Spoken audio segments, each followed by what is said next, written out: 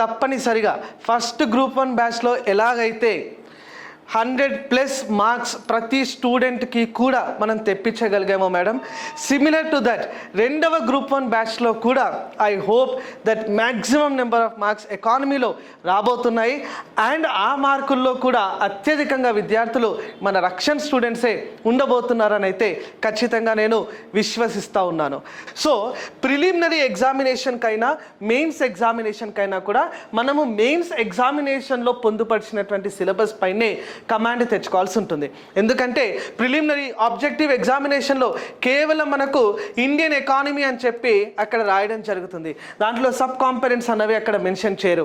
అందుకొరకే mains point of వ్యూలో ఉన్నటువంటి సిలబస్ని కవర్ చేస్తే ఆబ్జెక్టివ్ ఎగ్జామినేషన్లో అంటే ప్రిలిమ్స్లో మనము మ్యాక్సిమం నెంబర్ ఆఫ్ మార్క్స్ అన్నవి సాధించగలుగుతాము. సో లాస్ట్ గ్రూప్ 1 పేపర్ని మనం అబ్జర్వ్ చేస్తే ఇన్ఫ్యాక్ట్ తెలంగాణలో 3 సార్లు గ్రూప్ 1 ప్రిలిమినరీ పరీక్ష జరిగింది. 3 సార్లను కూడా మనము ఆన్ అండ్ యావరేజ్ మనం తీసుకుంటే ఒక 10 నుండి 15 ప్రశ్నలు మనకు గ్రూప్ 1లో ఇండియన్ ఎకానమీ నుండి అడగడం జరుగుతుంది.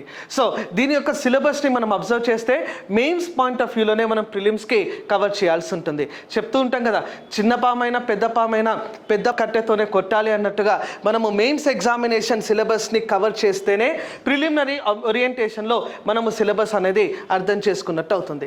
ఇండియన్ ఎకానమీలో మొత్తం మనకమ్మ 5 యూనిట్లు ఉండడం జరుగుతుంది. సో ఈ కంప్లీట్ మాడ్యూల్ని నేను రక్షణ ఐఏఎస్ అకాడమీలో డీల్ చేయబోతున్నాను. కాబట్టి I want all you students to please enrol today it self. ఎందుకంటే మనకి ఇక్కడ లిమిటెడ్ సీట్స్ అనేవి ఉంటాయమ్మా.